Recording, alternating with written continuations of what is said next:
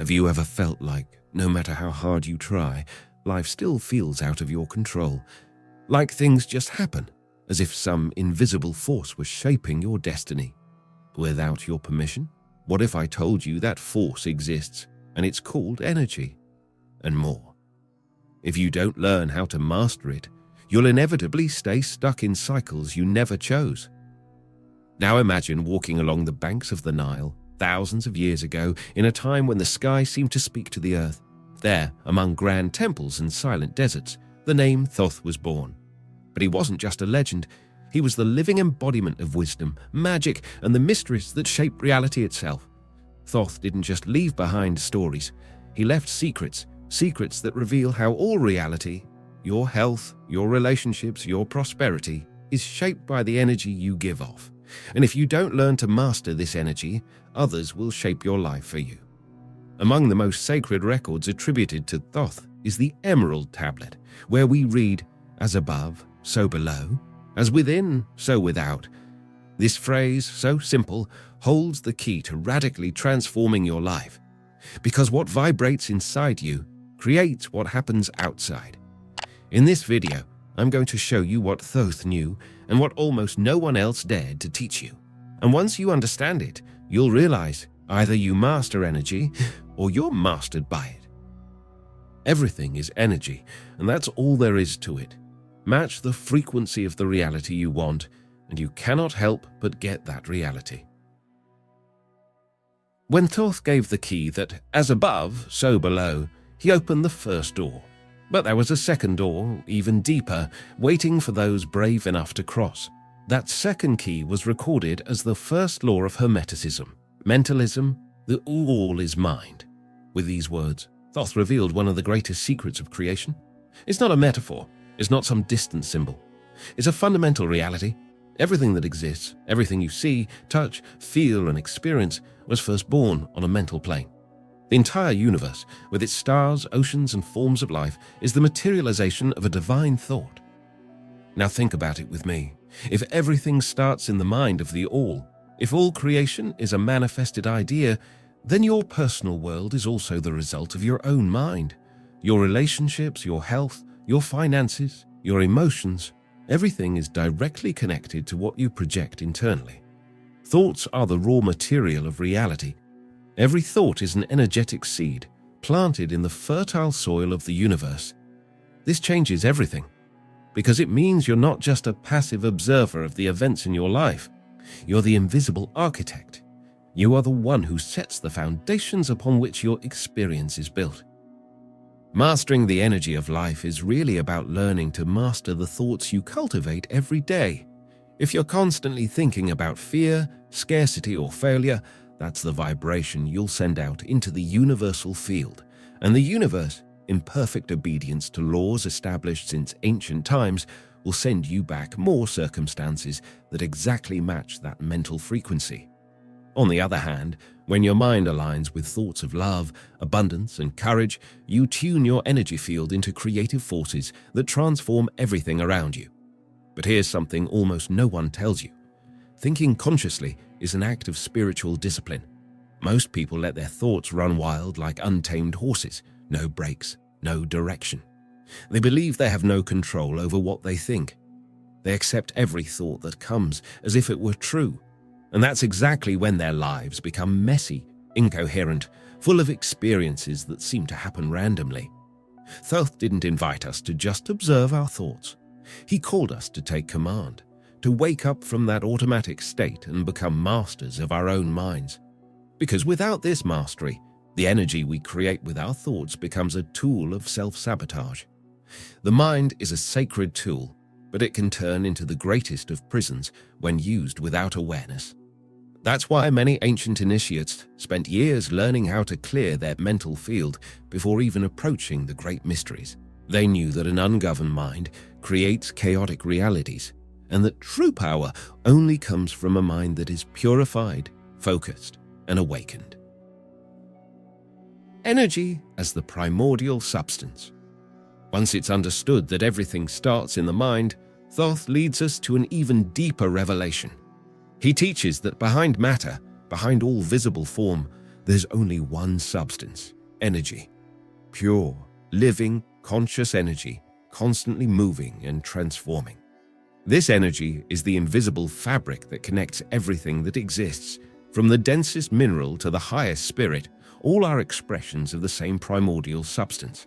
The difference between them lies only in the vibrational frequency at which they manifest. The denser the energy, the more solid it appears to our senses. The subtler it is, the more invisible and expansive it becomes. Thoth made it clear that this energy isn't just something out there, distant. It lives within you, circulates through your body, flows through your thoughts and emotions. You breathe energy, you emit energy, you shape the reality around you with the quality of the energy you carry within. And here's the key point. This energy is moldable. It responds directly to the intention of the conscious mind. When you direct your thoughts with clarity and genuine feeling, you are, in practice, manipulating this invisible substance. You are vibrationally designing what will later solidify in the physical plane. This isn't some abstract theory. It's a living law operating at every moment of your existence, whether you are aware of it or not. Every emotion you feel alters your vibrational field. Every belief you hold configures the type of energy you emanate. Every word you speak carries an energetic signature that reverberates back to you. Health, prosperity, happiness, spiritual evolution, all these areas of life aren't the results of luck, but direct effects of how you manage the energy pulsing inside you.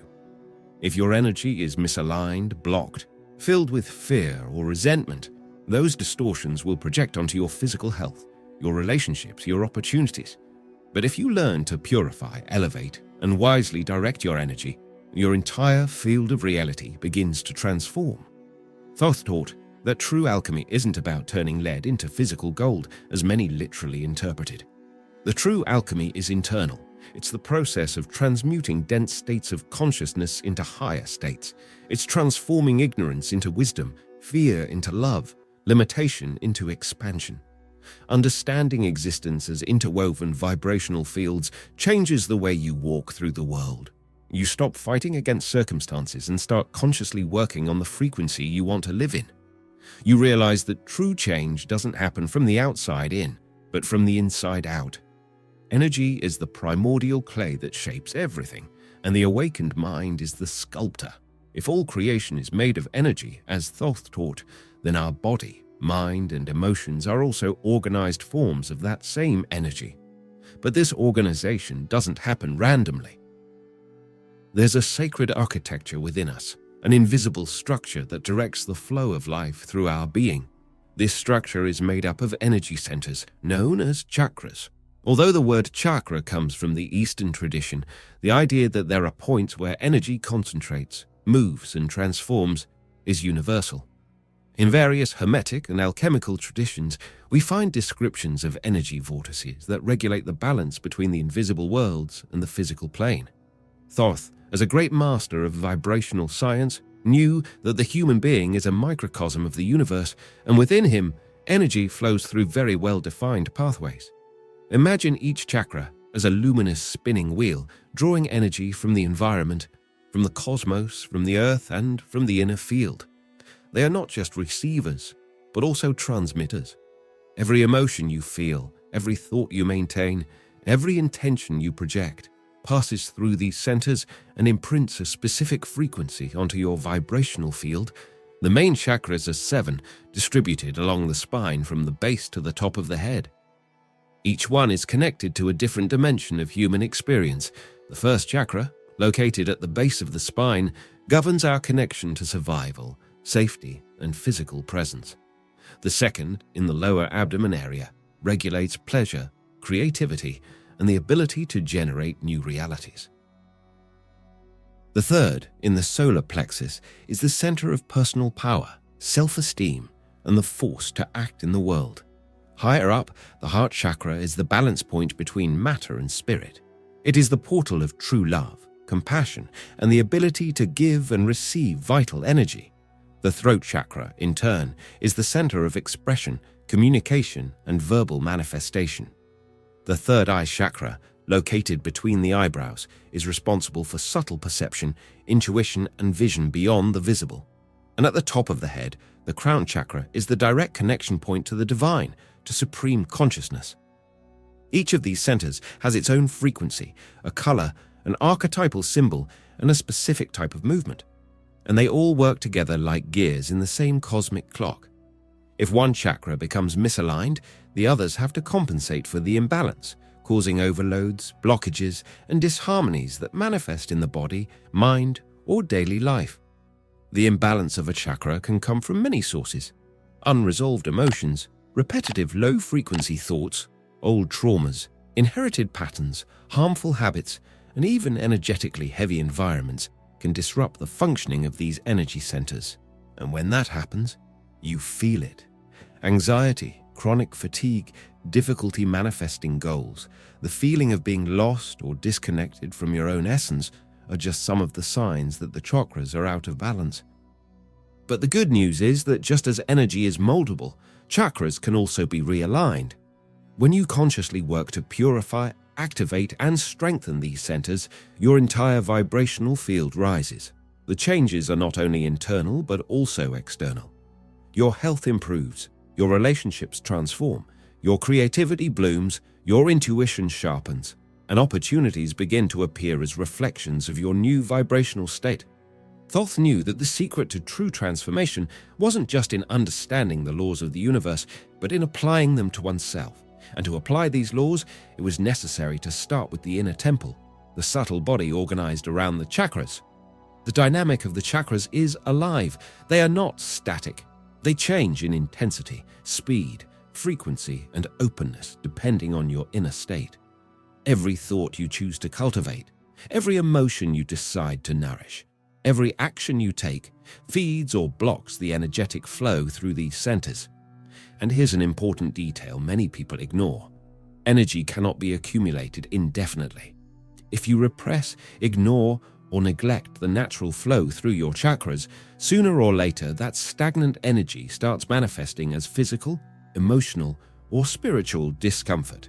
That's why it's so important to learn how to take care of these points, not as an occasional practice, but as an essential part of your self-awareness journey. There are many ways to strengthen and balance the chakras. Some involve ancient practices like meditation, conscious breathing, the use of specific sounds, body movements, contact with nature, visualizations of light, mantras, and most importantly, changing the quality of your daily thoughts and emotions. Every time you choose love over fear, gratitude over complaining, compassion over judgment, you are harmonizing your chakras. Every time you choose to express yourself authentically, act with courage, create with enthusiasm, truly forgive, you are restoring the flow of your vital energy. The key to manifestation: clarity, focus, and high vibration. With the energy centers organized and flowing, a new inevitable question arises. How do you consciously direct all that force to create the life you want? Thoth, by revealing the Hermetic principles, made it clear that manifestation isn't a mystery reserved for a few. It's a natural consequence for those who learn to align mind, emotion, and action within the same frequency. To consciously create any reality, clarity is the first key. Without clarity, energy scatters. The mind jumps from desire to desire, emotion floats between enthusiasm and doubt, and action becomes hesitant or contradictory. The universe, which responds to the dominant vibration we emit, doesn't find a firm energetic signature to respond to. The result? Unstable, incomplete, or frustrating manifestations. Thoth taught that the wise don't oppose universal laws. They work in harmony with them. This means that to generate real results, you first need to know exactly what you want, not in a generic, vague way or based on someone else's desire, but with the precision that only comes from a deep connection with yourself. When the intention is clear, thought becomes like a laser, capable of cutting through the dense layers of reality and influencing the invisible fabric that supports the physical world. Clarity alone already strengthens the vibrational field. It organizes internal chaos, eliminates excess mental noise, and generates a stable, coherent, and magnetic vibration. But clarity isn't enough. The second pillar is focus. Focus is the ability to keep energy directed toward the chosen intention, even in the face of distractions, obstacles, and apparent delays. A strong vibrational field is one that doesn't get fragmented with every passing emotion, every doubt that comes up, every little frustration that tries to pull you off course. Focusing isn't just looking at a goal, it's sustaining the vibration of that goal as if it's already happening now. It's staying emotionally aligned with the frequency of what you want to manifest without getting lost in anxiety or expectation. In Hermeticism, manifesting isn't about forcing the world to obey your will. Manifesting is about entering vibrational resonance with the reality that already exists in potential, and that brings us to the third pillar, high vibration. Thinking correctly and focusing correctly, but vibrating in fear, scarcity, or doubt is like trying to light a lamp connected to a weak power source. The light flickers, fails, and doesn't sustain. High vibration is the fuel that keeps the manifestation process alive until it becomes visible. High vibration isn't just having superficial positive thoughts. It's about cultivating internal states of trust, gratitude, joy, and true presence. It's knowing that even if what you desire hasn't materialized yet, your energy is already silently shaping reality in your favor. Thoth warned that working against universal laws, trying to force results through anxiety, doubt, or scattered energy inevitably leads to failure and exhaustion. The wise, on the other hand, act like patient gardeners. They plant their intention with clarity, nurture their focus with discipline, and maintain their high vibration like someone who trusts the invisible nature of growth. They know the timing of manifestation is the timing of the universe, not the timing of an impatient mind. Roots on earth, eyes on spirit, the journey of grounding. When we understand that the manifestation of reality is a direct response to our inner vibration, the inevitable need to strengthen our roots arises. It's not enough to know the Hermetic laws, we must embody them in the real world. Thoth knew that for a human being to become a true magician of life, they would have to unite two seemingly opposite forces, a firm presence in the material world and the constant elevation of the spirit. Living spiritually isn't about rejecting the body or despising the earthly experience. It's actually about learning to honor every breath, every step, every choice made in this physical world. It's about accepting that matter is the field where the spirit learns to act and create. Thoth always taught that the spirit didn't come to earth to escape it, but to transform its density with the light of consciousness. The root chakra, located at the base of the spine, is our energetic anchor. It connects us to the planet, to survival, to the vitality needed to materialize ideas in the physical plane. When this center is balanced, we feel secure to act, courageous to face challenges, stable enough to build projects that can withstand the test of time. Without this firm foundation, all spiritual knowledge becomes fragile, like a tree that grows tall but doesn't have deep enough roots to support its own expansion. Being rooted means trusting life, embracing the human experience without getting lost in the illusion that we are just matter. It means feeling your feet firmly on the earth while your mind opens to the sky. It is from this solid foundation that true creative impulse is born, and it's exactly at this point that creative energy awakens.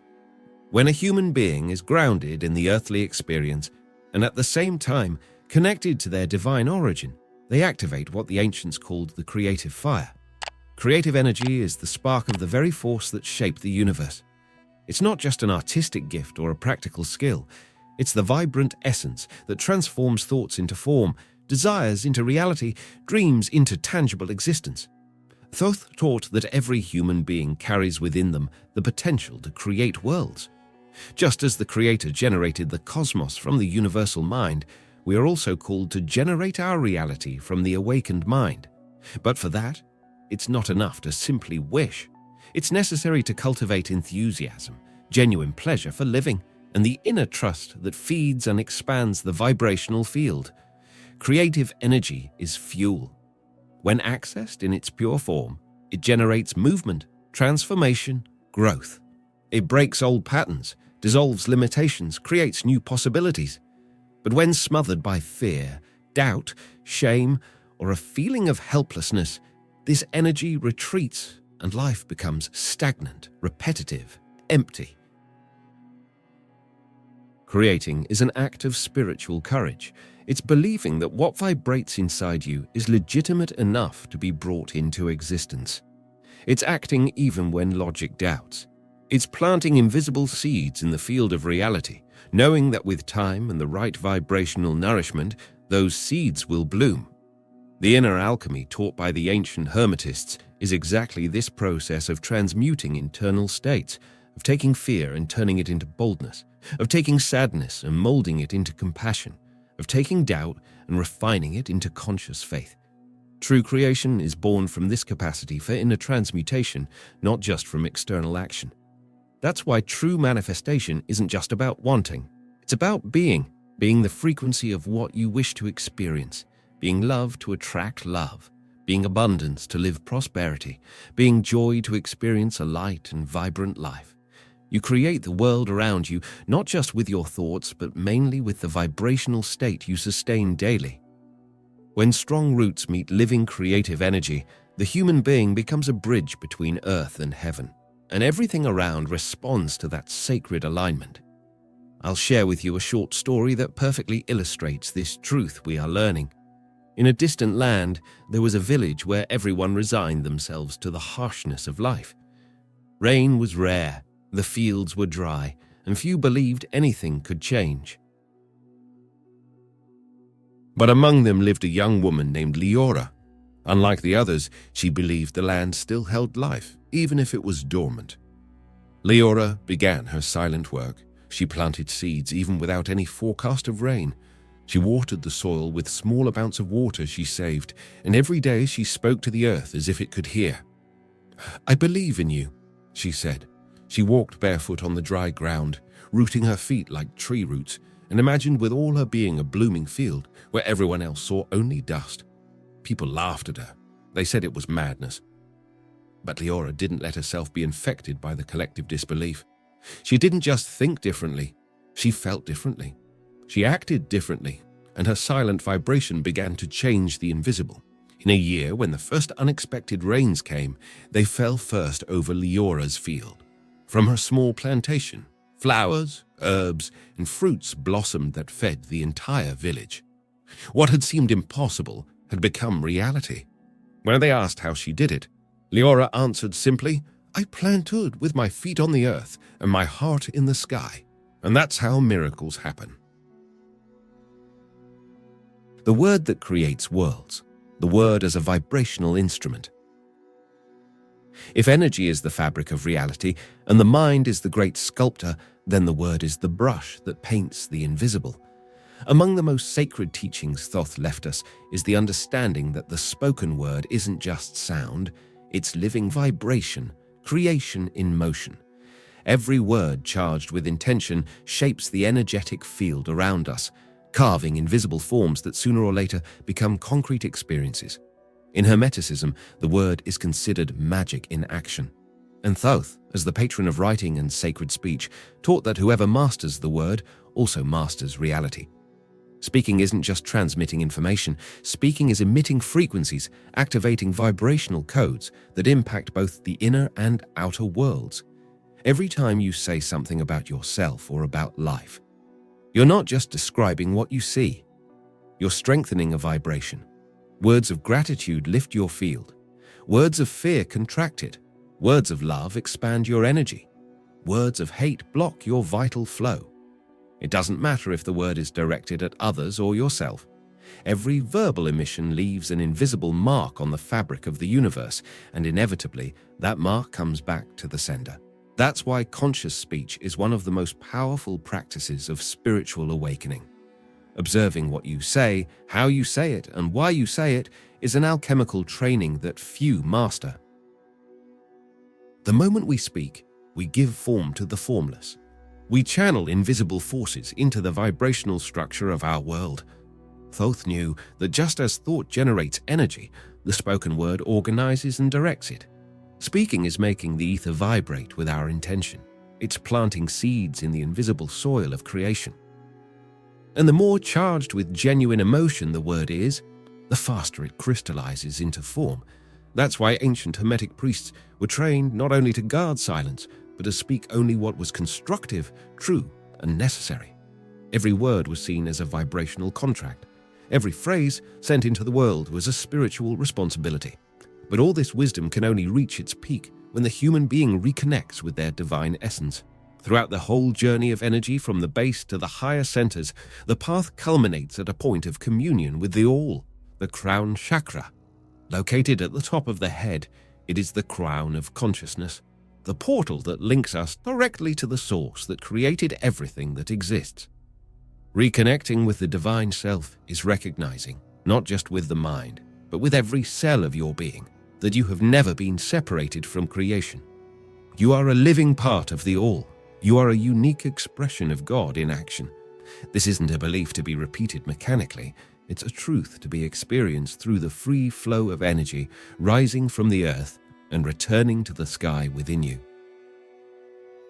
When energy circulates freely from the root to the crown, a new state of being is revealed. The mind quiets down, the heart expands, intuition lights up like a clear flame, and the world, once seen as a random sequence of events, reveals itself as a great living organism, pulsing in sync with awakened consciousness. Before you go, pay close attention to something really important. A special video has been prepared for you to continue this journey of transformation. It's already showing up on your screen right now. Just click it so we can meet there and dive even deeper into this awakening. And if in any way this content touched your heart and you want to help support the channel more directly, there's also a simple way to contribute through the link I left in the first pinned comment. That way you help us spread more content like this and reach and awaken even more people around the world. Thank you so much for your presence up to this point. Now click on the next video and let's continue this expansion together. See you there.